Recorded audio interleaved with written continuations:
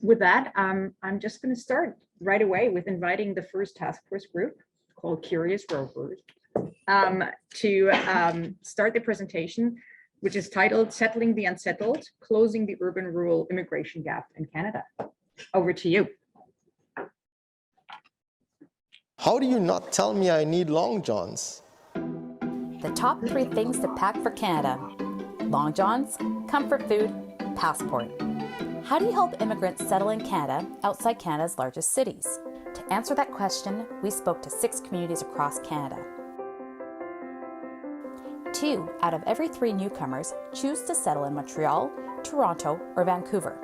But it's outside Canada's biggest cities where immigrants and their skills, creativity, and investments are most needed. We need population, we need people, we need workers. How do we make them feel at home?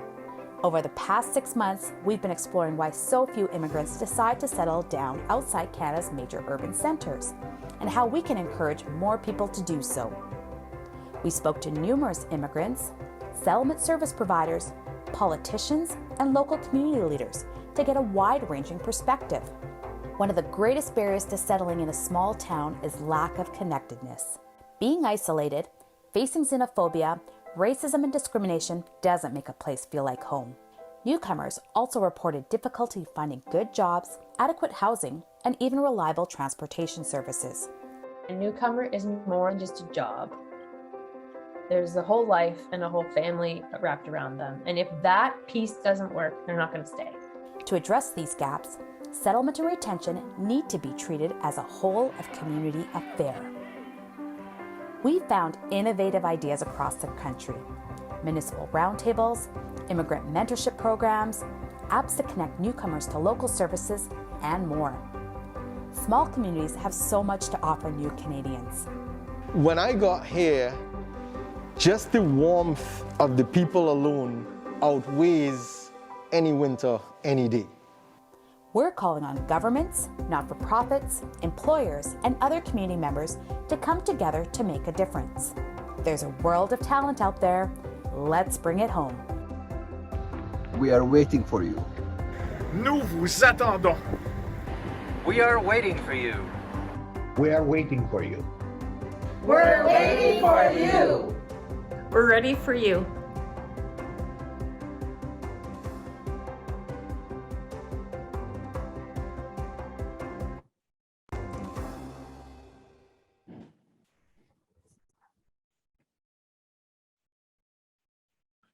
Bonjour à toutes et à tous. Welcome, everybody. My name is Wendy Jo, and our task force is called Curious Rovers.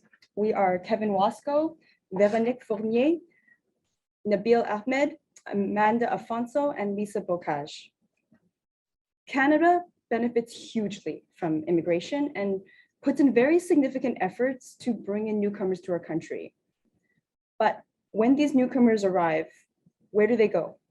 Why do they choose to settle in certain communities, and what can we do to help them such that they want to stay?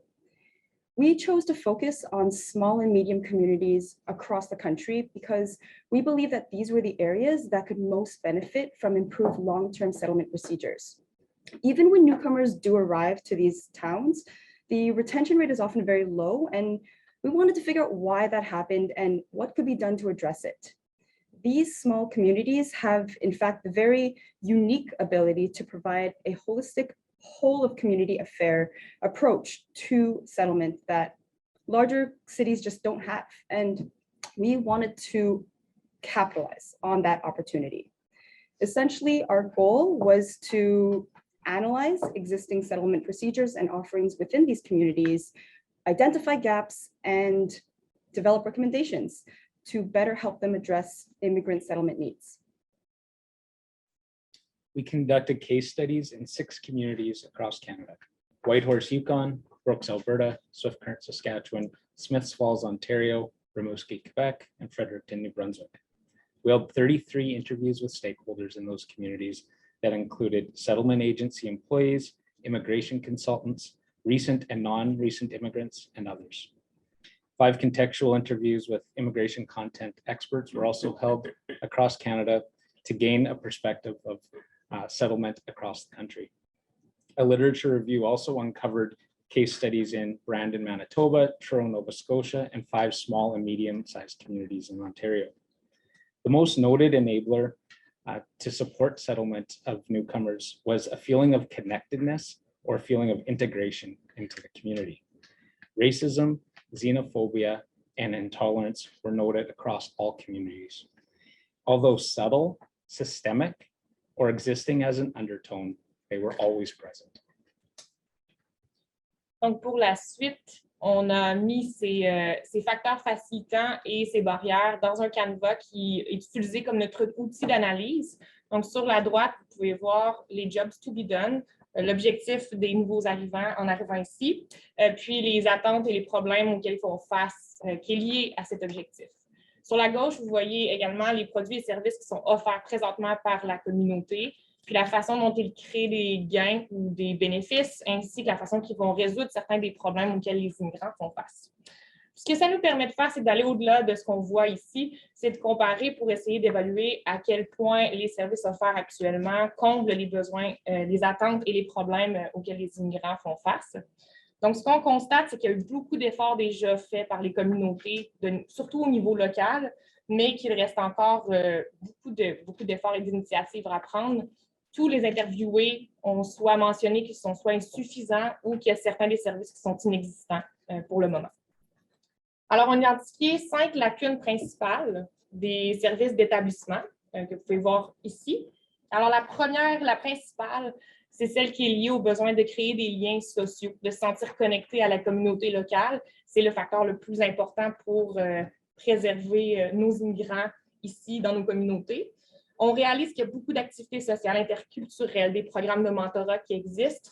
Toutefois, on constate aussi qu'il y a encore beaucoup à faire. L'enjeu principal, c'est que ça repose principalement actuellement sur les individus qui sont employés des services d'établissement, des individus extraordinaires qui s'impliquent pour faciliter l'intégration de nos nouveaux arrivants.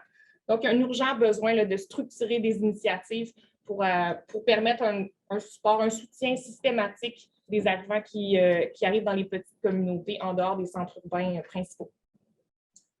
All newcomers to Canada know the gap between the promise of small jobs in small towns and the reality of underemployment and barriers for credential recognition.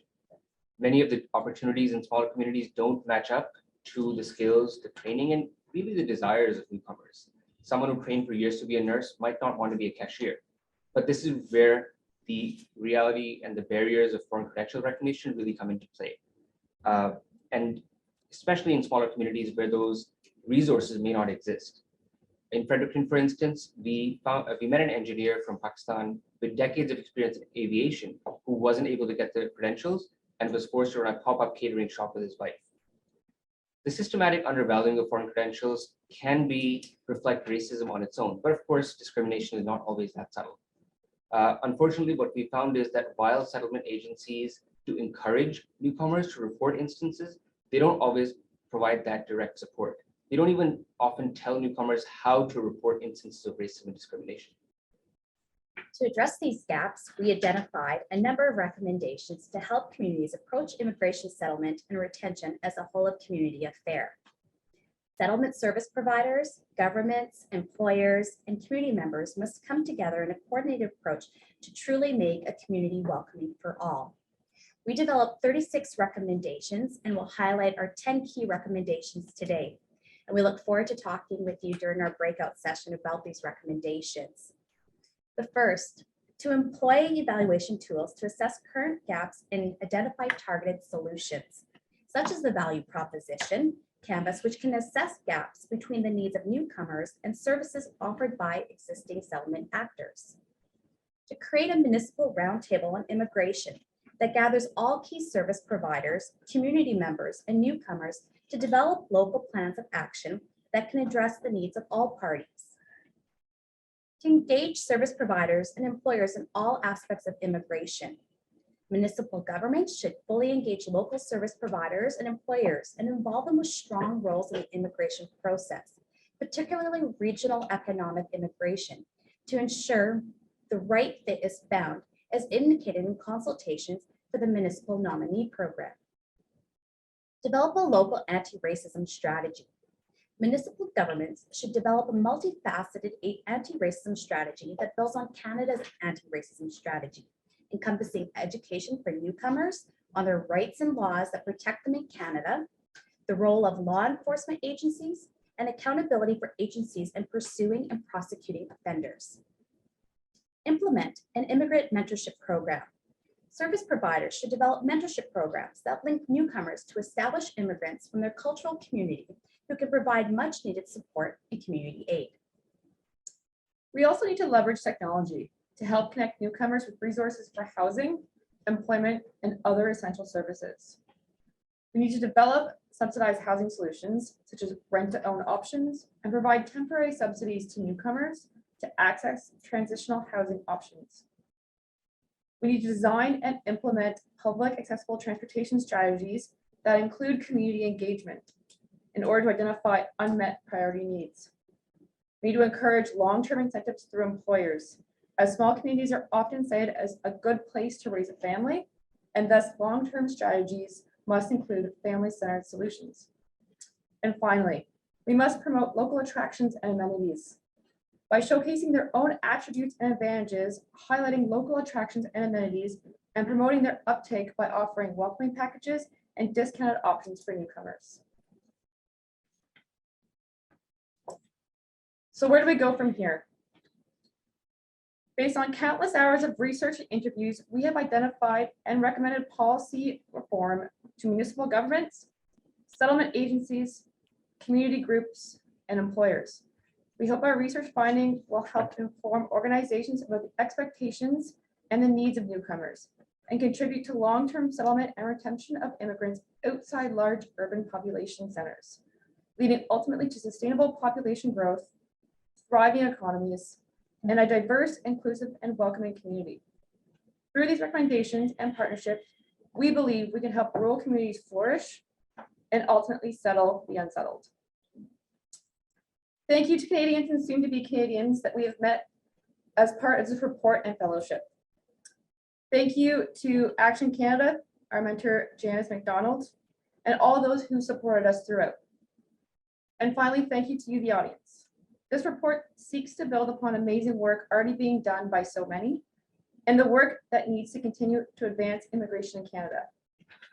We would like you to join us to discuss these issues further, and we will continue the conversation around rural settlement, policy recommendations, and the retention of immigrants outside population centers.